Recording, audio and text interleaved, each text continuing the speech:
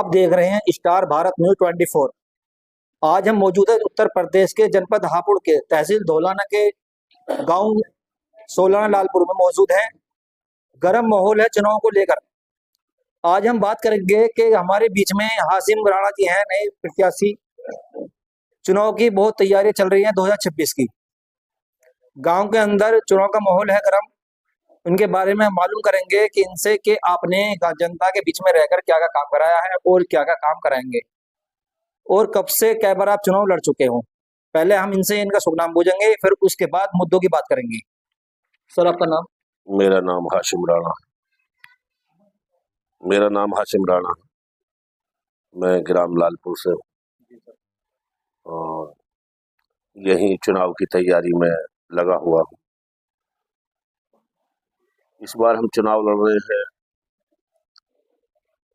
अपने गांव की हालत को देखकर। सर, जैसे कि आपने सोच कर समझ के कदम उठाया है प्रधानी के चुनाव के लिए, क्या सोच समझ के उठाया? क्या मुद्दे हैं आपके जो गांव के जीतने के बाद मैं ये काम कराऊंगा और मैंने जनता के बीच में रहकर अब तक ये काम मैंने करा भी लिया है? ऐसा क्या जनता ने आपको चुना है? देखिए, गांव में मुद्दों की बात तो ये है कि गांव में तो किसी भी चीज पर जाओगे तो हर तरफ मुद्दे हैं। सबसे पहला मुद्दा ये है कि यहाँ हमारे गांव में जो प्रधान हो जाता है वो गांव को नहीं देखता, वो अपने महल्ले को, अपनी तरफ और अपने खानदान को देखता है। सबसे पहले तो हमारा मानना ये है कि जब आप एक बार जीत गए तो जिसने आपको वोट दिया उसके भी आप प्रधान हैं और जिसने नहीं दिया उसके भी आप प्रधान हैं। तो पूरे गांव को एक तरीके से, एक नजर से देखेंगे हम और पूरे गांव के विकास में अपना योगदान देंगे। जो हमारे प्रधान के अंडर में नहीं भी आते हैं उन कामों को दूसरे राजनीतिक दल, जैसे कि हमारे विधायक हैं, सांसद हैं या हमारे जिला पंचायत है, उनसे और काम लाने की कोशिश करेंगे। गांव के अंदर की और बाहर की दोनों की हालत को सुधारने का काम करेंगे और इंशाल्लाह इसके साथ साथ हम सबसे मेन और अहम मुद्दा ये है कि हम थोड़ा शिक्षा पे काम करें। जैसे कि हम शिक्षा के बारे में बात करें कि गांव के अंदर कोई स्कूल, इंटर कॉलेज या कोई बच्चे कहाँ पर जाते पढ़ने के लिए? हमारे यहाँ केवल एक प्राइमरी है 5वीं तक का, जो काफी पहले बना था। उसके बाद से हमारे यहाँ मैं समझता हूँ कि 5-6 प्रधान बदल गए। कभी इन्होंने कोई सोचा ही नहीं कि हम कोई कॉलेज लाएं या अपने बच्चों के लिए हम करें। अच्छा, हम क्यों कर रहे हैं सारी चीजें? हम पैसे कमाते हैं, हम जमीनें खरीदते हैं, हम कारोबार बढ़ाते हैं, क्यों? हम अपने बच्चों को देंगे। हम अपने बच्चों को अच्छा फ्यूचर दें, अच्छी शिक्षा दें, तो पैसे और कारोबार तो वो खुद खड़ा कर दें।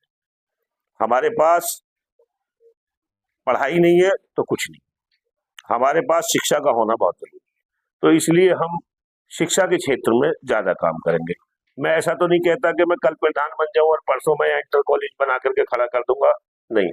लेकिन फिर भी कुछ ऐसे बच्चे हैं जो ग्रेजुएशन में हैं, जो लॉ कर रहे हैं, जो हाई स्कूल और इंटरमीडिएट के जो छात्र हैं, उनको यहाँ कोचिंग की जो सुविधा नहीं मिलती है, तो कम से कम हम इस क्षेत्र में इतना काम करेंगे कि हम एक ट्यूटर अपनी तरफ से ला करके, मान लो जो भी वो पैसे ले, जो भी वो करे, तो हमारे बच्चों को मुफ्त में शिक्षा दे, अच्छी शिक्षा दे।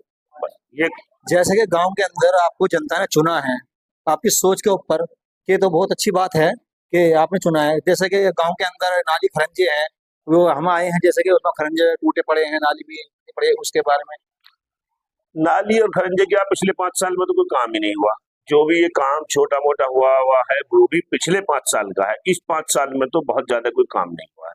आप अभी इस रास्ते से आगे निकलेंगे, हमारा इस्लामिया मदरसा है, हमारा लालपुर गांव है, पूरी तरीके से मुसलमानों का गांव है। अगर हम अपने मदरसे और अपने इदारे के पास के रास्ते को भी ठीक नहीं करा सकते तो मैं ये कहूंगा कि लानत है हमारे प्रधान को।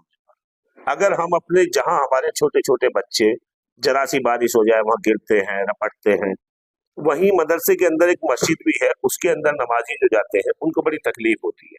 अभी हमारे गांव में एक ट्रेजेडी हो गई थी, हमारे दादा इंतकाल हो गया था, उनको लेकर के गए थे, तो वहां मदरसे के सामने सबसे ज्यादा पानी की स्थिति खराब हुई है।